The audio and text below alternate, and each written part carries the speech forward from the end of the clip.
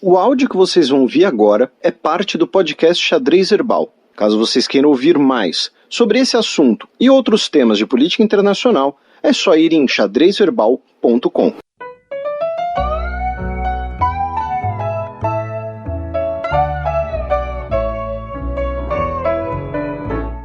Check.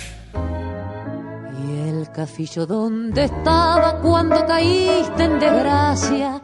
Bem, se na coluna aberta o Casarões analisou o discurso do Michel Temer e no bloco anterior a gente falou ali sobre os bastidores, né, da Assembleia Geral da ONU, agora a gente vai se focar no discurso dos chefes de Estado mais relevantes ou daqueles que trouxeram algum ruído aí nas relações diplomáticas. E assim, e a gente não vai falar de nenhum do que tá falando hoje, sexta-feira. Por motivos óbvios. Sim, então assim, o assunto... São dois avisos, né, juntos. O primeiro é, o assunto, o tema, né, a Assembleia Geral da ONU ainda vai voltar no nosso próximo programa. E fazendo um lembrete, né, que todo ano, como sempre eu faço, só não fiz isso em 2016, eu estou produzindo vários textos sobre a Assembleia Geral da ONU, né, até o momento já foram 3. Um sobre a crise da Venezuela, ou seja, eu falei sobre a Venezuela e sobre o que outros líderes falaram da Venezuela, líderes latino-americanos e os Estados Unidos. Um sobre o Irã e outro sobre o Donald Trump. E assim, algumas das pendências, né, para vocês, né, não ficarem falando, não, mas poxa, foi curto demais, tal. Acompanhe os textos também, até porque os textos muitas vezes dá para aprofundar mais. Então, por exemplo, a Macedônia já falou, mas a Grécia ainda não falou. Então, né, seria interessante abordar esse assunto tendo as duas falas sobre a questão do nome. A Albânia falou hoje, ou seja, fica difícil falar da questão do Kosovo, embora a Sérvia já tenha falado. Montenegro também falou hoje, né, o último da ex-Yugoslávia. China e Rússia só falaram hoje, ainda não consegui ver nada sobre o discurso do Sergei Lavrov, por exemplo. Sauditas ainda vão falar. Síria vai falar segunda-feira, só acho. A Guiana falou hoje, Guiana também tem um problema com a Venezuela, né? Então, hoje, Azerbaijão também, por conta ali da questão do Cáucaso e tudo mais, Mar Cáspio, né, que a gente repercutiu em um programa recente. Então, o que eu estou querendo dizer é o seguinte, alguns temas a gente vai deixar para falar depois, para ter uma visão mais completa. Porque não adianta virar e falar, olha, a Macedônia falou isso sobre a questão do nome e não ter o ponto de vista grego, por exemplo. Tá? Então, a gente acaba aí, né, fazendo esse esclarecimento. Então, lembrando que, se vocês quiserem ver a programação completa, assistir ao vivo, ler os pronunciamentos, vocês podem ir em gadebate.un.org. Tá? E aí, no meu caso, /EN, porque eu vejo em inglês. E uma dica que eu sempre dou, né, é que assim, se você estuda alguns dos 6 idiomas oficiais da ONU, você tem na Assembleia Geral uma ferramenta de estudo, inclusive, porque todo discurso vai ser disponibilizado nos 6 idiomas oficiais. Português, não. Português não. Mas, por exemplo, vamos supor que você é um brasileiro, que você está estudando inglês. Vamos pro mais comum. Você pode pegar o discurso do Michel Temer em português e ter o traduzido oficial da ONU em inglês. Inclusive ele narrado, a pronúncia e tudo mais. E você pode fazer isso com alguns outros idiomas. Vamos agora para um nível mais avançado. Você fala inglês e está estudando russo. Tá? Então você pega lá, você pode ter o discurso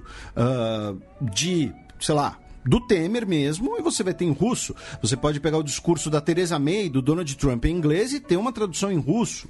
Aí você pode ouvir o discurso em russo da Rússia. Então, assim, você tem... acaba sendo até uma ferramenta de estudo interessante, porque você tem sempre esses 6 idiomas oficiais, mais o idioma original do discurso. Ou seja, discursos que foram originalmente em português também serão disponíveis em português, como de Brasil, Portugal, Angola e outros países lusófonos, né? Então, claro, né, tem sempre algum país que pode optar por não falar no seu idioma, que é o caso do Netanyahu. O Netanyahu sempre fala em inglês, não em hebraico, porque ele sabe que assim ele vai ter muito mais alcance, ele vai atingir muito mais pessoas, inclusive no seu principal aliado, Estados Unidos. Então, vamos lá, né? No primeiro dia 25 de setembro, nós tivemos, dentre outros, né, nós temos a abertura pela presidenta da atual Assembleia Geral, né, por um ano, depois do secretário-geral da ONU, o português Antônio Guterres, a ordem ao contrário, e aí a abertura brasileira, que o Casarões já comentou, e aí viria o Donald Trump. Aí a gente já teve uma questão interessante, que foi o seguinte: o Trump atrasou, tá? A comitiva dele ficou presa no trânsito, enfim, alguma coisa assim. Então, adiantaram quem viria logo depois do Trump, que era o presidente do Equador, o Lenín Moreno. Porém, se vocês lembrarem, o Lenín Moreno é muito provavelmente o primeiro presidente de um país eleito como cadeirante. Tá? A gente mencionou outros exemplos e, por exemplo, o maior exemplo acaba sendo talvez o Franklin Delano Roosevelt, foi presidente dos Estados Unidos por uma década sendo cadeirante, só que ninguém sabia que ele era, né? Isso era omitido do público, numa época que ainda dava para fazer isso. O Lenín Moreno não, ele foi eleito com as pessoas sabendo que ele era cadeirante. Então você teve que fazer toda uma manobra no palco para uma adaptação que não estava prevista para aquele momento, para que ele pudesse subir. Pera lá, a ONU não está preparada para receber cadeirante? Não, ela tá, só que assim, o púlpito, ele não tem uma rampa, ele tem uma escadinha. Sim. Né? Não, então não tá. É isso que eu tô falando, né? Tá, ok, entendi agora. Mas assim, era a última parte só, digamos assim, tentando defender. Mas sim, você tem razão nesse caso. E aí tiveram que... E assim, estava previsto aquela adaptação para um momento posterior, mas tiveram que antecipar isso também. Só para a gente passar rapidamente, né, na abertura do Antônio Guterres, ele disse que o mundo está sofrendo por uma desordem de déficit de confiança, né, assim, ele fez como se fosse uma doença, né, um déficit de confiança, que hoje a confiança nas instituições e nas instituições internacionais estão muito frágeis, que os princípios democráticos estão sob cerco e que a cooperação multilateral está sob fogo, precisamente quando precisamos mais dela.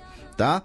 Ele disse que não há meio de avançar sem ser pela ação coletiva baseada no bem comum e no bom senso.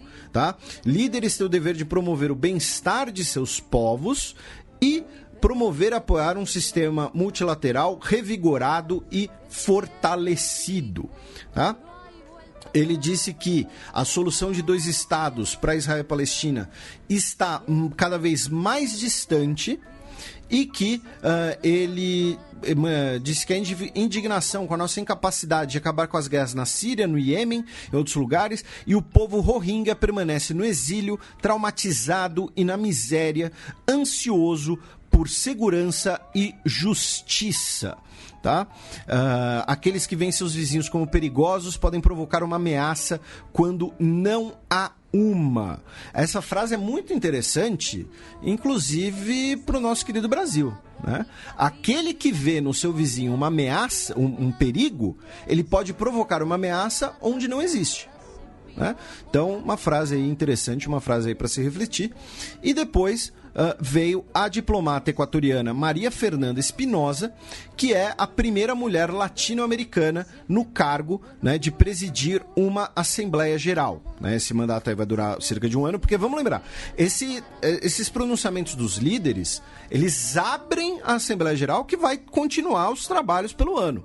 Né? Então vai continuar tentando acordos, continuar tentando costurar entendimentos, e é sob a condução dessa diplomata equatoriana, né, a primeira mulher latino-americana nesse posto, que também falou perante a Assembleia, chamando muita atenção também, por exemplo, para o caso da Venezuela, dizendo que as agências especializadas da ONU, como a Acnur, têm que ser mobilizadas para resolver essa questão. E também ela, no seu discurso, ela disse que dedicava o seu trabalho de seleção a todas as mulheres que participam da política e para que mais mulheres possam participar da política. Tá? Aí tivemos Michel Temer, aí tivemos...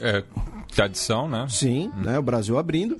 Aí tivemos Lenin Moreno, que inclusive falou que o seu país recebe cerca de 6 mil irmãos venezuelanos todo dia, e que eles chegam num péssimo estado de saúde e tudo mais, e que a América Latina como um todo precisa fazer alguma coisa em conjunto. Só que a posição do Lenin Moreno em relação à Venezuela, ela foi mais mediadora. Sim, distinta de, por exemplo, do Macri e do Ivan Duque. Sim.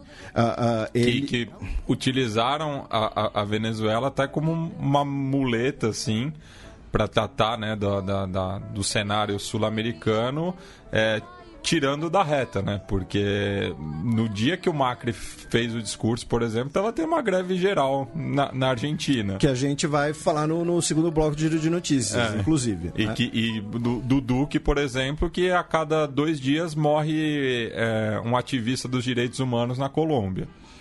E aí o Lenin Moreno falou, olha, a crise venezuelana, ela é muito grave, ela afeta todos os nossos vizinhos, porém o caminho não é intervenção militar, o caminho não é maiores sanções, alguma coisa assim, o caminho é que a região viabilize um diálogo dentro da Venezuela.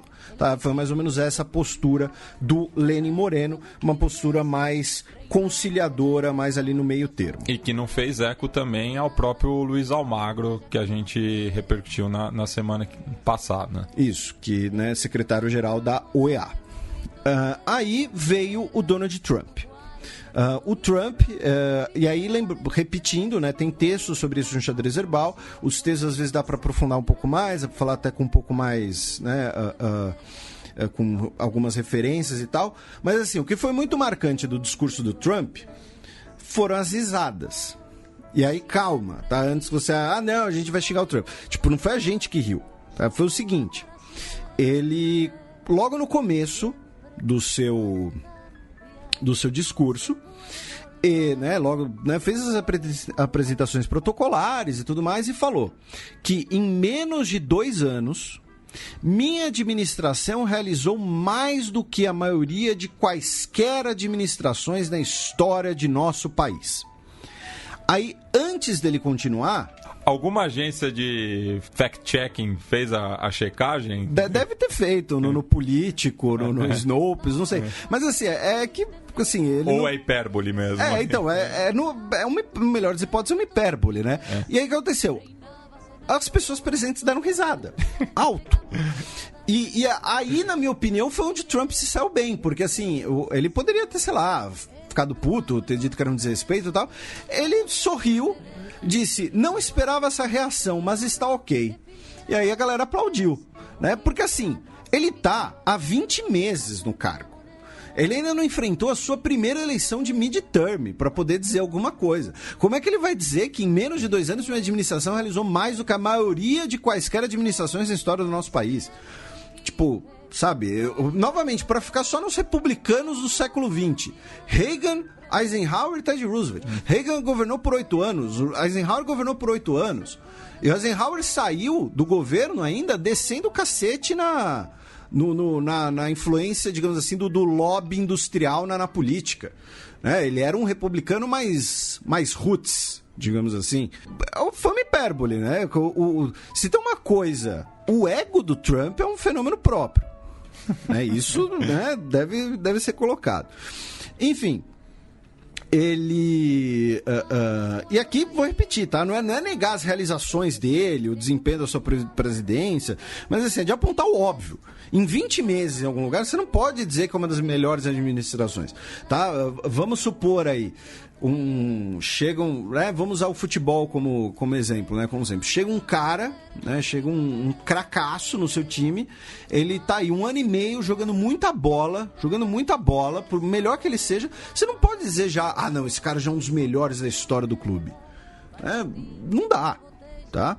Né? Tudo precisa de tempo para maturar e para ver quais vão ser os efeitos também de médio prazo, de médio e longo prazo. Né? Enfim.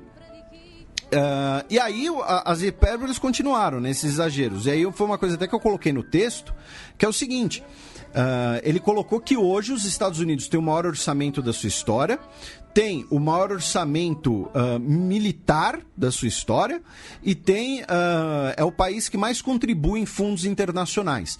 Claro, é a maior economia do mundo, Katsu.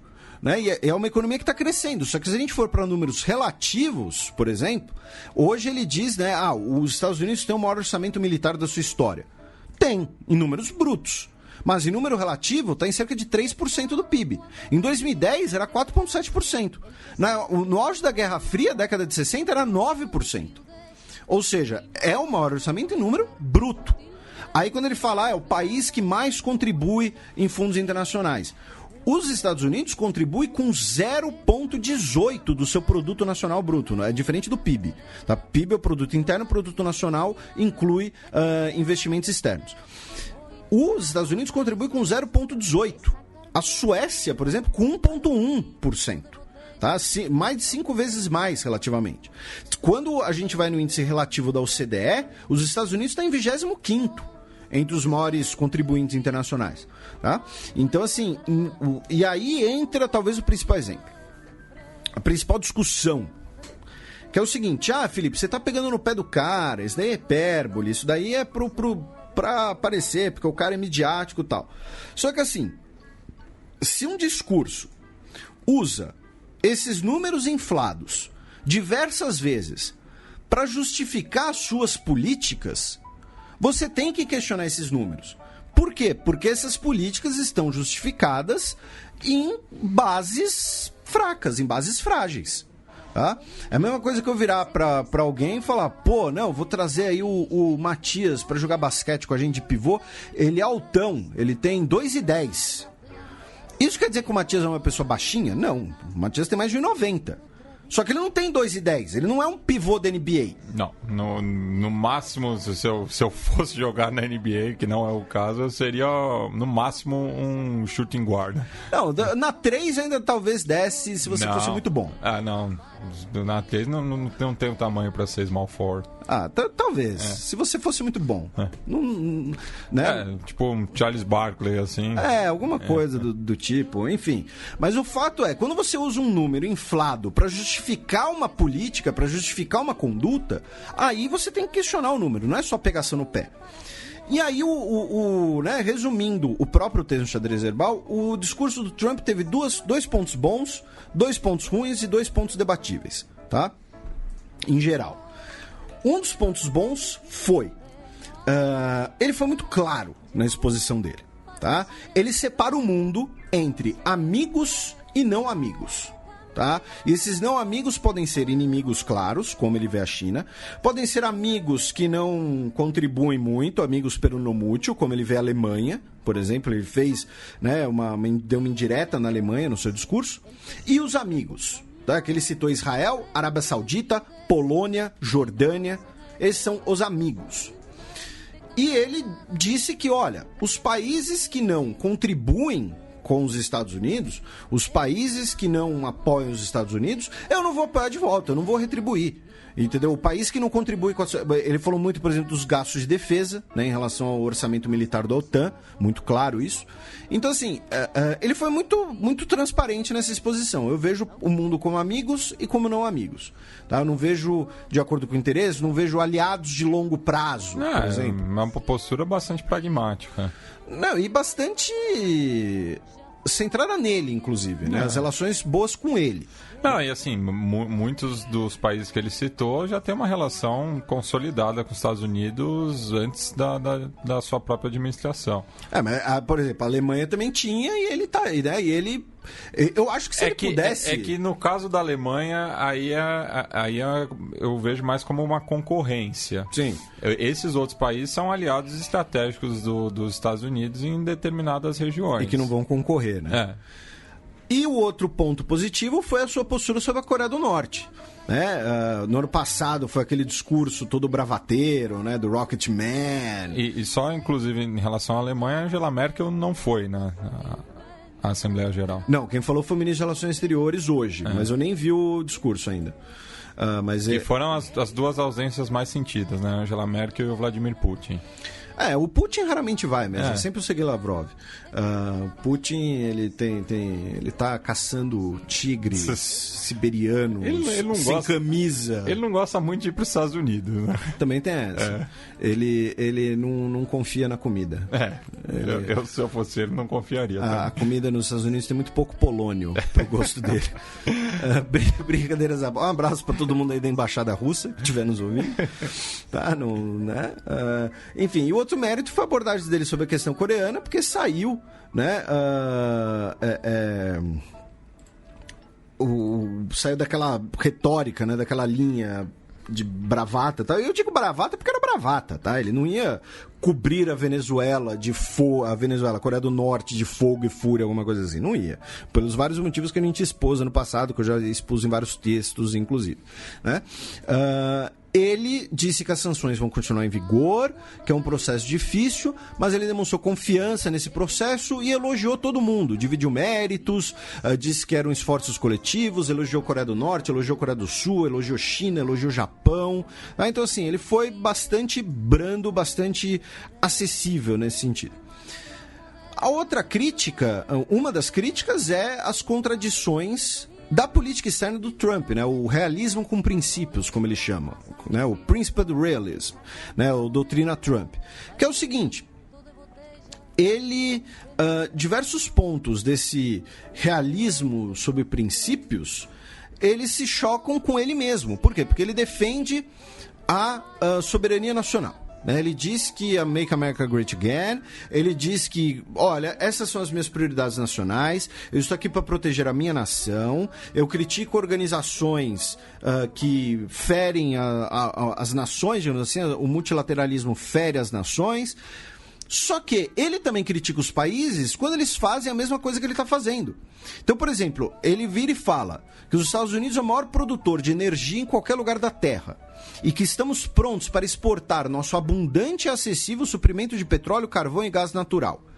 E aí, ele vai lá e critica os países membros da OPEP por roubarem o resto do mundo, dizendo que ele não gosta disso em primeira pessoa, defendemos muito essas nações por nada e eles tiram vantagem de nós cobrando altos preços pro petróleo. Ué, se eles têm o petróleo, se você precisa do petróleo, eles estão cobrando caro, eles estão defendendo os interesses econômicos deles, ué. É a mesma coisa. Eles estão usando o petróleo como uma fonte de divisas, como uma arma de pressão internacional e tudo mais. Então, assim, quando o Trump ele defende a soberania unilateral das nações, ele não pode criticar as nações por defender a sua soberania unilateral. Quando ele elogia a Polônia por fazer um gasoduto pelo Báltico e critica a Alemanha por comprar gás russo. Embora a crítica dele seja um debate válido de que a Alemanha vai virar uma dependente russa energética, é uma decisão alemã, ué. Tá? O desagrado do Trump, porque diminui o alcance do mercado potencial para os Estados Unidos exportarem gás, mas é uma decisão alemã, Katsu. E aí tem as contradições herdadas dos Estados Unidos, né? Aquela famosinha, né? A mais batida já aqui no nosso programa, mas que a gente tem que pelo menos mencionar, que não dá para você lamentar a guerra civil no Iêmen, né? Dizer que precisa encerrar a bárbara e horrível guerra civil no Iêmen, para você defender direitos humanos, defender democracia e liberdade, e elogiar a Arábia Saudita. Em elogiar os sauditas em ajudar o povo do Iêmen. Ajudando como? Tacando bomba em ônibus escolar, né? Essa é a ajuda saudita que chega ao povo iemenita, né? Então, assim, ele vai lá e faz uma série de críticas merecidas ao Irã e ameniza todos esses mesmos pontos em relação aos sauditas. Mas aí a culpa é do Trump? Não é. Ele herdou essa contradição histórica, né, da política externa dos Estados Unidos, vem desde a década de 70, basicamente. Tá? Então, né, essas foram as duas partes criticáveis. E aí tem as duas partes que devem ser debatidas. Né? O primeiro é sobre a questão dos refugiados e imigrantes. Né? Por quê? Porque o Trump defendeu que os refugiados devem ser acolhidos perto do seu país de origem e retornar o mais cedo possível. Esse é um apontamento que ele está correto em vários aspectos. Vários estudos indicam que o refugiado ele não quer vir roubar o seu emprego, ele quer voltar para casa, ele está fugindo porque ele está numa situação desesperada. Tá? E quanto mais perto ele ficar, melhor, até porque talvez facilite uma adaptação. Agora, além de não ser possível falar de retorno dos sírios hoje para o seu país, ele fala isso claramente para barrar a entrada de pessoas do seu próprio país. Lembrando, não dá para desvincular essa fala do fato de que os Estados Unidos diminuiu a sua cota para imigrantes refugiados para o ano que vem. Porque, ao mesmo tempo, não aceita os mexicanos, que muitos são refugiados, devido à crise de violência no país. A guerra do narcotráfico. A guerra do narcotráfico. Então, diz uma coisa, mas faz outra na prática. Se é para o mexicano ficar perto, ele vai pro Novo México. Vai para Arizona. Principalmente no norte do México, Sim. Né? Que é justamente onde a violência atinge os piores níveis no país. Porque essa droga vai entrar nos Estados Unidos. Pois é. Né? Tipo, Ciudad Juárez é uma das cidades com a maior taxa de homicídios do mundo e fica na fronteira com os Estados Unidos. O México não é exatamente né, os mexicanos não são exatamente ricos. Lembrando, cocaína é caro. Tá? Cocaína é cara. Enfim. Então, assim, e o outro ponto, né, é a repetição daquela. Né, ele falou, assim como no passado, que ele repudia o globalismo, ele abraça o patriotismo, né, aquela linha bem Steve Bannon, com umas pitadinhas de teoria da conspiração. Só que, assim, essa perspectiva meio caricata desse discurso, ela tem um fundo sério, um debate sério, que é o debate entre unilateralismo e multilateralismo, tá? Então, assim, essa denúncia pode ser debatida. Se a gente deixar de lado a forma e abraçar a matéria, ou seja, não abraçar o como ele fala, mas abraçar o que está sendo falado, dá para ter um debate saudável. Claro, se você quiser abraçar a forma sensacionalista teórica da conspiração, tudo bem, aí problema seu. Tá? Está errado, mas problema seu. Então, assim, tem um debate aí. Né? Claro, lembrando daquela ironia suprema, né, de que os Estados Unidos criticam uma ordem global que foi construída com grande participação dos Estados Unidos, para proveito dos Estados Unidos. E aí, nesse sentido, Trump desceu o pau no Tribunal Penal Internacional, disse que o tribunal não possui jurisdição, legitimidade e autoridade no que concerne os Estados Unidos, não queremos render a soberania americana para uma burocracia global não eleita e que não presta satisfações. E aí vamos lembrar, tá? Esse assunto se tornou importante na boca dos políticos dos Estados Unidos porque é possível que o TPI, a pedido do Afeganistão, investigue militares dos Estados Unidos por tortura no Afeganistão. Só que vamos lembrar que o TPI, os juízes do TPI são eleitos pelos Estados-membros a partir de critérios objetivos.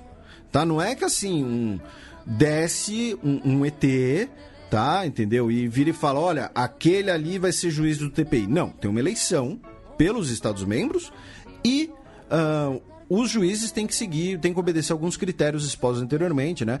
Assim, né, não dá para eu ser juiz do TPI, né? Eu não sou nem formado em direito, né? Então assim, não dá, é muito contraproducente ver um presidente tão influente quanto o Donald Trump condenar um órgão que investiga e julga violações de direitos humanos. Tá? Se você olha lá a lista a gente pode fazer várias críticas do TPI, né? A crítica africana, por exemplo, de que ele é um instrumento imperialista porque ele só julga africano, só julga ditador africano atualmente. Mas assim, se a gente olha lá a biografia de quem já foi indiciado, sabe, tem, né? É o clube do capeta ali, né? Então, assim, acho que acaba sendo contraproducente e repito, o TPI, os seus integrantes são sim eleitos, tá? Sobre o Donald Trump, acho que em resumo é isso. Se vocês quiserem mais detalhes, enfim, vai lá no site Xadrez Verbal, o texto tá lá na home, inclusive como vários outros textos produzidos aí sobre os textos produzidos nesse ano no contexto da Assembleia Geral.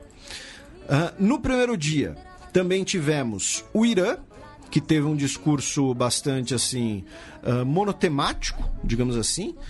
O discurso iraniano foi contra os Estados Unidos. Basicamente isso. Foi criticando os Estados Unidos por saírem do acordo nuclear, dizendo que os Estados Unidos, ao sancionar o Irã de forma unilateral, ele age de maneira terrorista, tá? Que o governo dos Estados Unidos não pode querer que o Irã sente na mesa de negociações, já que o governo Trump já mostrou que não poderia ser confiável na visão do Irã, porque ele vai sair de qualquer acordo assim que for conveniente, né, alguma coisa assim, e dizendo que são os Estados Unidos que devem voltar da onde eles saíram. Ou seja, se os Estados Unidos quiserem negociar com o Irã, eles têm que primeiro voltar para o acordo nuclear para aí sim eles negociarem. Tá? Então, assim, os 5 pontos do discurso do Rouhani são, né, os Estados Unidos precisam voltar para o acordo, isso mostra que os Estados Unidos não seria confiável. Os Estados Unidos enfraquecem o multilateralismo, fazendo um bullying internacional, usando a força no lugar da negociação. Sanções unilaterais pelos Estados Unidos são um ato terrorista que viola o direito ao desenvolvimento. Os Estados Unidos financia organizações anti-Irã pelo Oriente Médio e também questionou a mudança, né, da embaixada dos Estados Unidos em Israel para Jerusalém, chamando isso de algo repugnante, tá? Dizendo que os ocupantes sionistas só têm o poder que têm por conta da ajuda militar e de propaganda dos Estados Unidos, tá? Repetindo, são palavras do Rouhani. Tá? E também tem texto sobre isso, sobre ele especificamente no Xadrez Herbal. O Macri falou pouquinho até, falou por cerca de 10 minutos, disse que, né, falou sobre a crise argentina, disse que pretende aí, né, nosso país está passando por um período de mudanças profundas, atravessamos com humildade para aceitar as dificuldades, convicção de fazer os esforços corretos. Humildade é um eufemismo para FMI? Pode ser. FMI significa humildemente me dá uma grana aí. É isso. Pois é.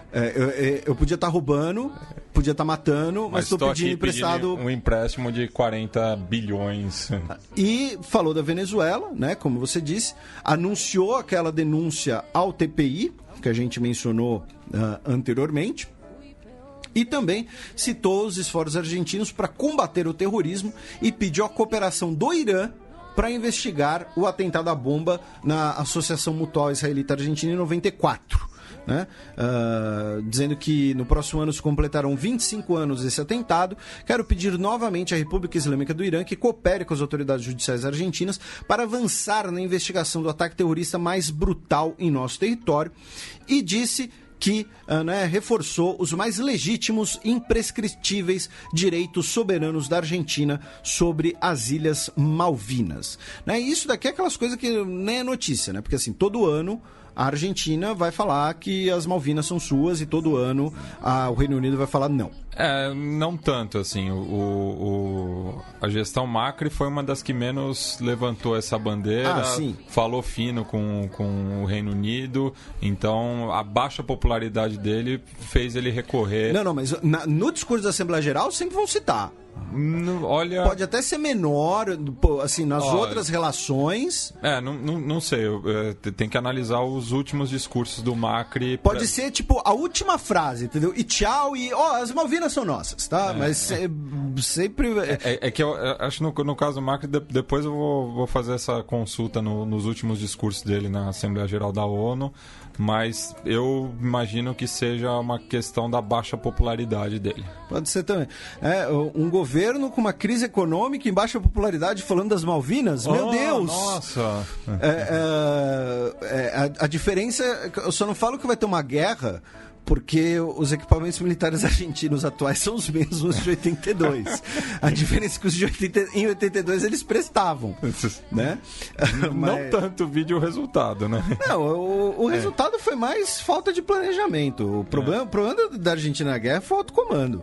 Porque assim, eles foram pra guerra achando que o Reino Unido ia negociar. E aí quando viram que... Se eles tivessem feito que nem os japoneses, que planejaram Pearl Harbor por 3 meses...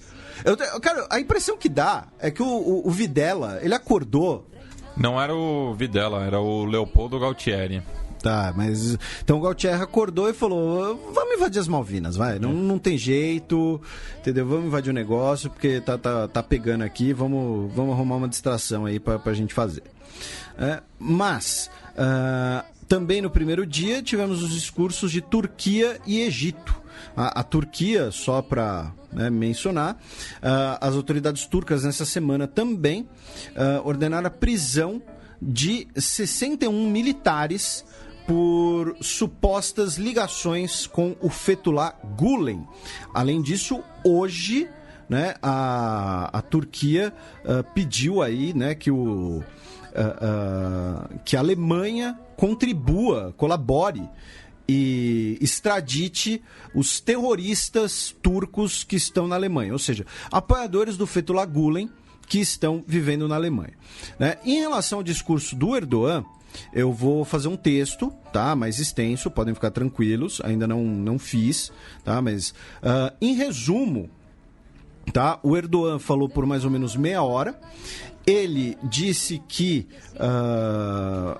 as Nações Unidas, né, ele defendeu os palestinos, criticou a mudança de embaixada dos Estados Unidos para Jerusalém, disse que é necessário proteger o status legal histórico de Jerusalém e disse que é preciso reformar as Nações Unidas, dizendo que uma reforma de orçamento apenas não irá resolver os problemas da organização. Tá? Ele criticou a desigualdade de riqueza pelo mundo, criticou também a questão de mortalidade infantil e que ele disse que até agora o seu país gastou 34 bilhões de dólares para hospedar 4 milhões de refugiados e que é necessário que o restante do mundo faça algo nesse sentido para ajudar essas pessoas e para ajudar eventualmente inclusive a própria Turquia, tá? Ele disse que seu governo conseguiu assegurar que a ajuda humanitária entre na Síria e que o seu país está contribuindo com as Nações Unidas em diversas outras iniciativas. Elogiou a Rússia pelos acordos em Sochi, pelas conversas em Astana, que permitiram salvar a vida de milhões de civis sírios. Disse que países que fecham suas fronteiras e que apoiam organizações terroristas não serão um lugar mais seguro e mais próspero no futuro. Ao contrário, tá? Isso daí talvez seja, né, um recado aí para os Estados Unidos, não sei, ou para os países europeus, né, não sei. Passou ali um tempão falando do Fethullah Gulen, falando, né, da organização do Fethullah, a FETO, tá? FETO, que nem feto, só que com trema no O.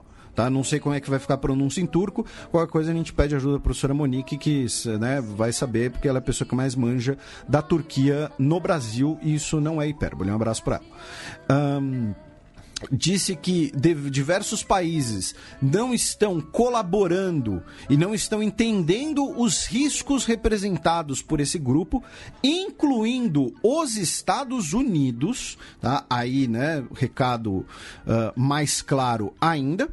E disse que guerras comerciais são prejudiciais à humanidade, todos os estados não podem ficar em silêncio perante o protecionismo, perante o uso de sanções econômicas como uma arma, e a comunidade internacional precisa trabalhar em conjunto para impedir danos ao regime comercial mundial. E que alguns países estão persistentemente tentando criar o caos. Tá? Tudo dando certo, a gente vai ter texto sobre o Erdogan no Xadrez Herbal no domingo. E o presidente do Egito, o Al-Sisi, falou por cerca de 20 minutos e ele foi focado muito em questões de segurança na África e no Oriente Médio. Tá? Ele disse que a ONU, inclusive, precisa ter uma participação maior na Líbia, no Sudão do Sul, na República Centro-Africana e no Mali, né? Todos os países ali em torno do Egito, né? O Sudão do Sul, você pode até falar ali, o Sudão do Sul, ele está longe, mas porque ele era parte do Sudão, e o Sudão, historicamente, é até parte do Egito, né? O antigo Egito era muito provavelmente o que hoje são Egito e Sudão, na verdade, né? Pela descrição das cataratas e tudo mais. Então, ele defendeu a causa palestina, dizendo que a situação palestina é um exemplo perfeito das falhas no sistema internacional para achar uma solução a um conflito e que é preciso retomar as negociações e chegar num acordo final. Tá? Ele disse que o Egito vai assumir a presidência da União Africana em 2019, que seu governo está olhando adiante para fortalecer as parcerias entre a União Africana e as Nações Unidas, e que o Egito defende uma reforma do Conselho de Segurança da ONU e que diversos planos africanos para aumentar a participação de mulheres na política e na economia serão adotados durante a presidência egípcia. Tá? Isso aqui um breve resumo, eu repito, né? Vocês podem ver o original ou na íntegra lá no site da ONU. Chegamos então ao dia 26, né? Segundo dia. Tivemos a fala de Cuba, né? A primeira fala cubana, quer dizer, a primeira fala do Miguel Dias em Cuba, melhor dizendo, né, que ele também não falou por muito tempo, até porque eu acho que, né, só os discursos do Fidel... É um choque de gestão. É, um choque de gestão. Ele falou ali por 20 minutos, que é o parâmetro extraoficial, né? O combinado é mais ou menos 20 minutos. Né? Sempre tem alguns que, né, por exemplo, Donald Trump falou por 40, e tem os exemplos históricos. Teve uma vez que o Hugo Chávez também falou por, acho que mais de 1 hora. Tem o discurso famoso do Che Guevara também. É que eu não lembro a duração. Eu lembro eu lembro que foi grande. Então, assim, ele foi lá, né, como você disse aí, choque de gestão, falou só por 20 minutos. E em 20 minutos o Fidel estava se apresentando ainda. Ele estava xingando o degrau que ele trupicou, alguma coisa assim. Mas estava se apresentando. Ele estaria ainda elogiando a presidenta equatoriana. Né? Teria usado uns 8 hermana nesse sentido.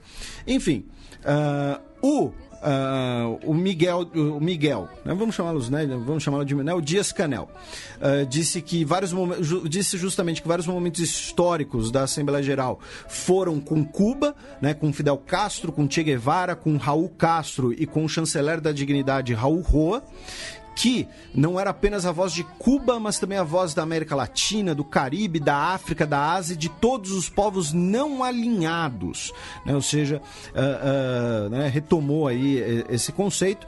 Ele disse que a desigualdade de riqueza no mundo é o grande problema mundial, dizendo que o 0,7% mais rico do mundo controla 46% de toda a riqueza, enquanto 3 bilhões e 400 milhões de pessoas vivem na pobreza, tá? E diz que isso tudo é consequência do capitalismo, do imperialismo, do neoliberalismo, do egoísmo e da exclusão que é inerente a esse sistema, tá? Ele disse que o capitalismo consolidou o colonialismo, pariu o fascismo, o apartheid e produziu guerra e saques por todo o mundo, e ele colocou que a mudança climática é uma realidade inevitável e que os Estados Unidos, além de recusar-se a implementar o Acordo de Paris, é também um dos maiores poluidores do mundo, né? Um poluidor, inclusive, histórico,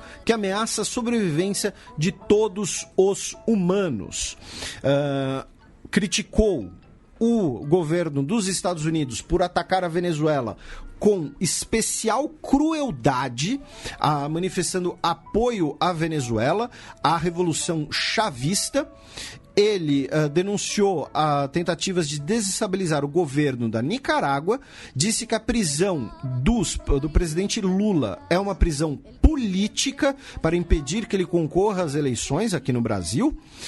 Disse que apoia a independência de Porto Rico e a soberania argentina sobre as Ilhas Malvinas. E ele disse que a contínua expansão da OTAN próximo às fronteiras russas causou a situação atual de sanções, de crises e de ocupações. Tá? Ele também disse que os Estados Unidos tentam fabricar cenários artificiais de tensão para legitimar as suas ações, em vez de dialogar, de negociar e de promover laços históricos e culturais. Tá? Ele disse que os Estados Unidos não consegue interferir em Cuba e que Cuba está pronta para respeitar o diálogo, as relações civilizadas com o governo dos Estados Unidos na base da soberania igualitária e do diálogo e do desenvolvimento mútuo. Também no dia 26, nós tivemos o Maduro. E aí sim, o Maduro falou por 50 minutos. Tá? O Maduro aí foi lá e falou mesmo. O discurso de Che Guevara foi de aproximadamente 1 hora, 56 minutos. Então tá dentro ainda, né? É que teve aquele que acho que foi num aniversário da Revolução Cubana que o Fidel Castro falou por 7 horas, não teve um assim? Não, mais de um. Mano, como? Eu fico sem ar. Mas enfim.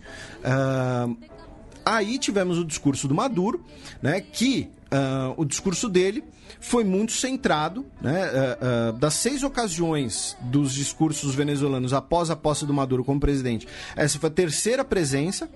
Ele teve uma 4ª presença em 2011 como ministro de Relações Exteriores.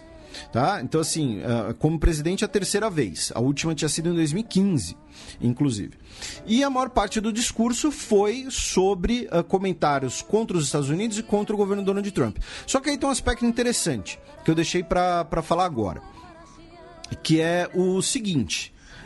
O Donald Trump, quando ele fez o seu discurso, ele defendeu o legado da doutrina Monroe, né, que uma das primeiras formulações de política externa dos Estados Unidos, lá em 1823, que colocava, né, que o hemisfério ocidental deveria ficar livre de ameaças de intervenções europeias.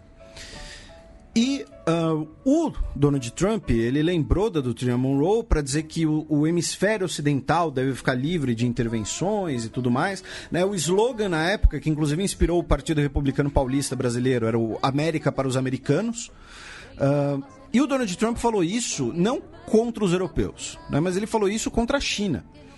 E vamos lembrar que a doutrina Monroe ela tem um histórico de ter legitimado diversas intervenções dos Estados Unidos na América Latina, né? Especialmente ali a construção do Canal do Panamá, intervenções pelo Caribe, política do Big Stick, tudo isso está dentro da doutrina Monroe. E aí o Maduro criticou o evocar essa doutrina Monroe, dizendo que essa doutrina impôs o domínio dos Estados Unidos e mostra que Trump acredita que pode intervir em nações soberanas e ser juiz e policial mundial. Que essa doutrina é uma expressão imperialista de propriedade sobre as Américas e que o nosso povo se levantou contra ela, pois deseja liberdade e igualdade, embora os Estados Unidos ainda desejem continuar dando ordens ao mundo ainda no século XXI, tá? Então, assim, pode parecer uma troca de retórica, mas a verdade era uma crítica à China e uma defesa da China. A China é o principal aliado, né, do governo venezuelano hoje, econômico especialmente. Né, a China hoje é um dos grandes investidores, empréstimos e tudo mais.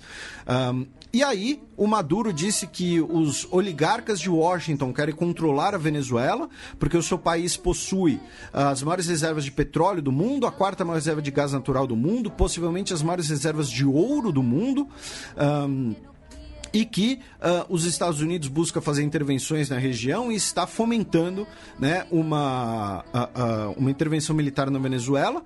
Porém, ele fechou, né, dizendo que, olha, né, mas eu estendo a mão, né, talvez como uma mera jogada de relações públicas, mas estendeu a mão, disse que está disposto a discutir e conversar com Donald Trump pessoalmente, que a Venezuela é pacífica e amigável e que, embora seja contra os imperialistas em Washington, ele aprecia a cultura, a arte e a vida social dos Estados Unidos. Para mim, meu palpite é que ele usou essas palavras para seduzir o Trump, por conta da retórica do Trump dele dizer que é contra o Deep State de Washington, né? Então fala, olha, né, os imperialistas em Washington, eu não gosto deles, mas não tenho problema em falar com o Trump, né? Não tenho problema em falar com, né? Eu gosto da cultura dos Estados Unidos, mas só faltou dizer que assistiu O Aprendiz, né? ou alguma coisa assim. E a Venezuela tem texto lá no Xadrez Verbal. Na verdade, o texto está na Gazeta do Povo, porém está replicado lá no Xadrez Verbal. Também no dia 27, apenas como, né, menção, tivemos George Weah falando perante a Assembleia Geral da ONU. Bateu um bolão. Como presidente da Libéria. Tivemos o discurso boliviano com o Evo Morales, que foi, em sua maior parte, centrado na questão do acesso ao mar, da negociação com o Chile. Que está mais latente do que nunca, né? Por conta da decisão que deve sair, né, na segunda-feira.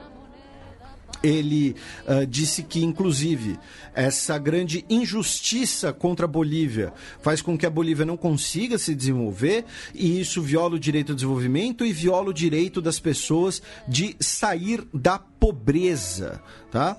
Ele disse que os Estados Unidos, o maior poluidor do mundo, virou suas costas à ciência ao negar o clima, a mudança climática. Ele disse também que espera que as Farc e a Colômbia consigam se entender, que o acordo de paz seja completamente implementado no país vizinho, e também disse que a Venezuela sofre agressões dos Estados Unidos, né? A Bolívia e Cuba foram até agora os principais países que se pronunciaram a favor da Venezuela.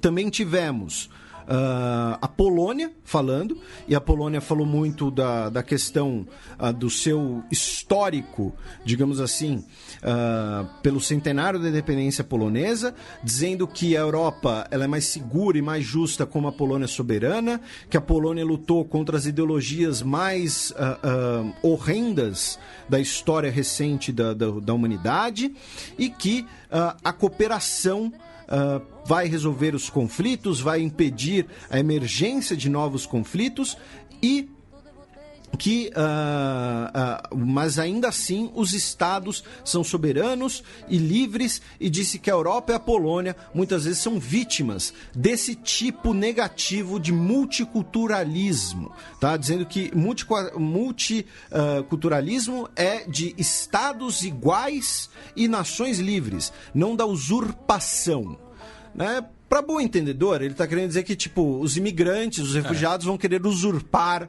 a Europa, ou destruir a cultura ocidental. A gente quer uma Polônia branca e católica. É basicamente isso. Lembrando que a Polônia é um dos países que menos recebe imigrantes recentemente, historicamente, só que a Polônia tem uma grande comunidade muçulmana que é de chechenos. A gente já falou isso aqui, tá? A Polônia não teve atentado... E que está há séculos na Polônia. Eu não diria séculos no plural, mas talvez desde o final do 19, assim, alguma coisa, uns 150 anos por aí. Tá? E que se fortaleceu com a guerra na Chechênia. Eles chegaram também recentemente, também teve recém-chegados por conta dessa comunidade. E a Polônia também lidera o número de imigrantes internos da União Europeia. Sim, né? O encanador polonês, né? Que, lembrando que o Jean-Marie Le Pen, quando ele foi eleito deputado pela primeira vez, o bode expiatório dele, digamos assim, eram os poloneses. Que os encanadores poloneses estão vindo roubar nossos empregos e tudo mais, né? Enfim, fez ali um discurso, né, defendendo... Estou mencionando porque a gente falou um pouco da Polônia no programa de hoje, falou várias vezes da Polônia em programas recentes. A Theresa May disse, né, falando pelo Reino Unido, disse que hoje o mundo vive em dúvida, né, que as democracias... Principalmente ela. que as democracias liberais estão enfrentando uma crise de confiança, que isso deve ser recuperado, que o discurso de ódio deve ser abolido, e principalmente ela defendeu uma reforma da Organização Mundial do Comércio. Tá? Ela, né, defendeu uma abertura maior do comércio e disse que somente por uma Organização Mundial do Comércio funcional que essa desconfiança conseguiria ser superada. E ela também falou bastante, né, do caso Skripal, do envenenamento de cidadãos russos dentro do Reino Unido. E sobre isso, nós tivemos essa semana, né, a imprensa britânica dizendo que identificou um dos suspeitos como um coronel do GRU. Tá? O coronel, o da GRU é uma unidade de inteligência, uma unidade especial das Forças Armadas Russas, tá? E que o nome verdadeiro dele, né, não é Ruslan Boshirov, mas o nome verdadeiro dele é Shepiga. Ele, inclusive, foi condecorado recentemente pelo governo Putin, tá? E ele, né, não é um civil, um turista que estava indo visitar Stonehenge, alguma coisa assim. Não, ele se chama Anatoly Shepiga e seria um coronel do GRU, né, condecorado e tudo mais, tá? Então, assim, isso saiu essa semana, nada muito confirmado. E também, no dia 26, teve um discurso que eu sempre gosto de citar, que para mim é muito visível, né, que assim, eu só vou citar rapidamente, vou dar mais uma dica para vocês lerem, alguma coisa assim, que é o seguinte, é o discurso do Taneti Maamau, que é o presidente de Kiribati. Aí vocês poderiam falar, não, Felipe, você está inventando coisa, que você fica falando de Tuvalu, de Vanuatu, agora você quer falar de Kiribati. Mas é que o discurso de Kiribati é sempre talvez o discurso mais triste do mundo, né? Porque Kiribati, vamos lembrar, é um país que está sumindo, tá? Dependendo de você acreditar ou não no aquecimento global, Kiribati está sumindo, a água está subindo. Ano a ano. Tá? E então, assim, é sempre um discurso muito triste, porque o grande plano de Kiribati é uma linha de crédito de milhões de dólares para fornecer educação de qualidade à sua população, para que eles possam emigrar. Tá? É tipo, olha, a gente vai te dar um emprego para você trabalhar com isso. Ah, mas eu vou trabalhar com isso aqui em Kiribati? Não, você vai para os Estados Unidos, não vai ter mais Kiribati. Tá? Então, assim, é sempre um discurso muito forte, porque é sempre muito explícito nesse sentido. É o país que provavelmente vai ser o primeiro país a assumir, né? Por conta da subida dos oceanos e tudo mais. Então, ele falou também de fronteiras marítimas, falou da exploração no mar com a pesca, falou da radiação ali no Pacífico por conta dos testes nucleares, falou de uma série de outros assuntos, mas principalmente sempre esse, né? Que é um país que está sumindo. Então, fica aí a sugestão para vocês lerem o discurso de Kiribati. Aí chegamos, né, no último dia que a gente vai cobrir aqui, né, o terceiro dia, dia 27, também conhecido como ontem, porque, repetindo, os de hoje não deu tempo nem de ler nada ainda, tá? Mas ontem nós tivemos o primeiro-ministro espanhol falando que ele disse que, né, pela primeira vez, né, ele destacou que pela primeira vez uma mulher latino-americana está presidindo a Assembleia Geral, né, que isso é um sinal muito forte, isso é um sinal muito bom. Ele defendeu dignidade e qualidade entre os gêneros. Ele também defendeu o novo Pacto Global sobre refugiados, dizendo que a Espanha é um dos países ocidentais que mais sofre com a calamidade da crise econômica e da crise humanitária, porém nunca virou suas costas aos imigrantes, né? Muito provavelmente ali uma indireta para Itália, tá? Ele insistiu bastante em questões de gênero, falou de questões de terrorismo, né? Dizendo que né, defende ali a posição, a participação espanhola em missões antiterrorismo, missões das Nações Unidas, porém ele não foi ali, não falou muita coisa, pelo menos não nada muito explícito sobre a questão da Catalunha, que eu imaginava que talvez ele falasse. E aí, aproveitando, uma notícia curiosa, né, que é o seguinte: talvez alguns dos nossos ouvintes se lembrem do Manuel Valls.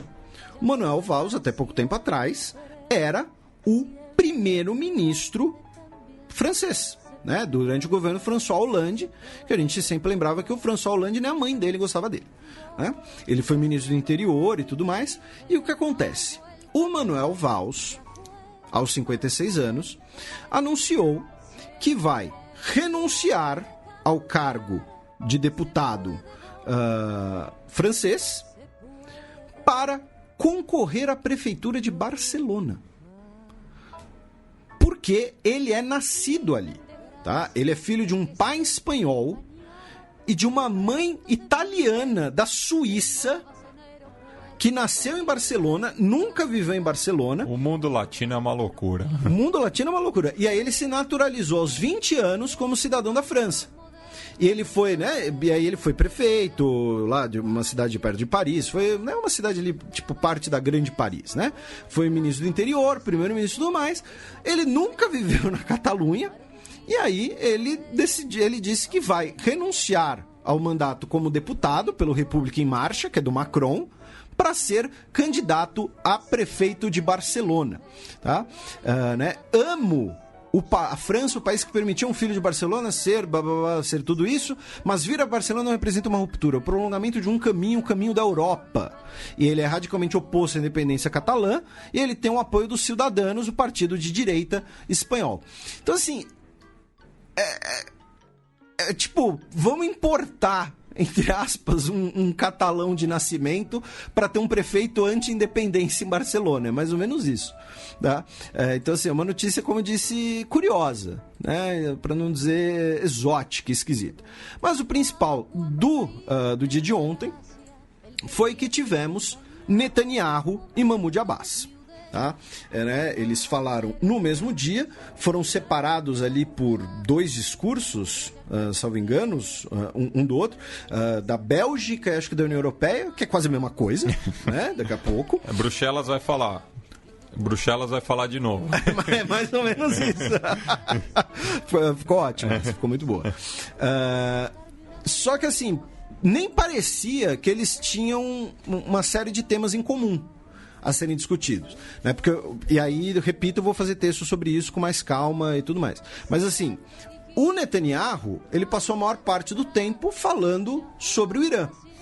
Ele denunciou, né? Ele sempre leva um aditivo visual, né? Um banner. Mas pelo menos não é mais feito no Paint. Né? Mas ele levou imagens de que, abro aspas, para o Netanyahu, primeiro-ministro de Israel: hoje estou apresentando pela primeira vez que o Irã tem outra instalação secreta em Teherã, um armazém nuclear secreto para estocar quantidades imensas de equipamentos e materiais do programa nuclear iraniano. Eles estão tentando limpar o armazém atômico, mas ainda há resquícios de material. Apenas no mês passado eles removeram 15 quilos de material radioativo. Vocês sabem o que eles fizeram com isso? Eles retiraram e espalharam ao redor de Teherã em um esforço para conter as evidências. Distintos delegados, vocês têm que se perguntar uma coisa: por que o Irã mantém uma unidade atômica secreta e um armazém atômico secreto? E ele disse que o Irã não vai conseguir desenvolver armas nucleares, porque tudo que o Irã fizer, Israel vai achar. Israel sabe o que você está fazendo e onde você está fazendo. Israel nunca vai deixar um regime que quer nossa destruição desenvolver armas nucleares agora, em 10 anos ou nunca. E aí ele disse que, já que o acordo entre o Irã e a Agência Internacional de Energia Atômica permite, né, vai inspecionar esse armazém atômico imediatamente, antes de o Irã acabar de limpar. Lembra quando dissemos que as inspeções poderiam acontecer a qualquer lugar, a qualquer hora? Que tal inspecionar aqui e agora? Tá? Ele disse que o acordo que foi assinado com o Irã teve um efeito positivo, que foi o de aproximar ainda mais Israel e Estados Unidos, ainda mais comparado a alguns anos atrás, uma alfinetada no Obama, nesse caso. Ele também colocou que os países europeus não estão aprendendo nada com a história. Disse que os israelenses não precisam de um despertar, porque o Irã nos ameaça todos os dias. E a cada dia uma guerra fica cada vez mais próxima das nossas fronteiras. Também deu recados ao Hezbollah, dizendo que o Hezbollah é um ator iraniano, né, dizendo que o Hezbollah usa escudos humanos em Beirute, e também disse que eu tenho uma mensagem ao Hezbollah: Israel sabe, sempre sabe o que você está fazendo, onde você está fazendo, e não vai deixar você se safar disso. Tá? O Netanyahu, só para constar, falou por uns 40 minutos, mais ou menos. Então, assim, o discurso do Netanyahu foi, em sua grande parte, em relação ao Irã e os proxies iranianos como o Hezbollah. E levantando a bola pro Mossad. Ele disse, assim, sobre a questão de Israel-Palestina, ele disse apenas que, que os palestinos podem viver em Israel, que Mahmoud Abbas nega o Holocausto, que a Autoridade Nacional Palestina impõe represálias contra árabes que tentem vender seus apartamentos e suas terras aos judeus. Por sua vez, o Mahmoud Abbas, que falou por cerca de 40 minutos, falou a maior parte do tempo sobre a criação de um Estado da Palestina. Ele abriu com: os direitos do povo palestino não estão aqui para serem negociados. Tá? Ele disse que os palestinos querem construir um Estado independente e de paz, disse que a causa palestina é justa, Deus está conosco, buscamos a independência, liberdade e justiça para o meu povo oprimido, nós somos representados aqui desde 2012, porém, desde então, pouca coisa mudou sobre essa ocupação colonial. Ele disse que a Autoridade Nacional Palestina é o único representante legítimo dos palestinos, tá? Ou seja, ao mesmo tempo que isso dá um recado para o Hamas interno, também diz: olha, não é para considerar o que o Hamas fala, né? Quando o Hamas fala que vai explodir todo mundo, não é para considerar, mais ou menos isso. Criticou o Donald Trump pela mudança de embaixada, disse que Jerusalém não está à venda e que a Palestina não é terrorista.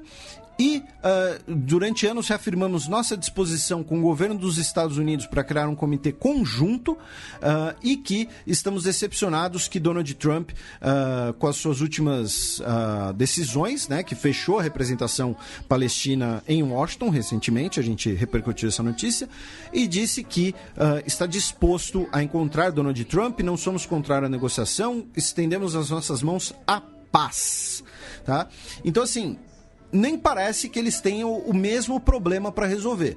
Tá? O Netanyahu está focado no Irã, em denunciar o programa nuclear iraniano, em denunciar irregularidades do Irã em relação a esse acordo nuclear, enquanto o Mahmoud Abbas falou mais da questão de Jerusalém, da questão palestina.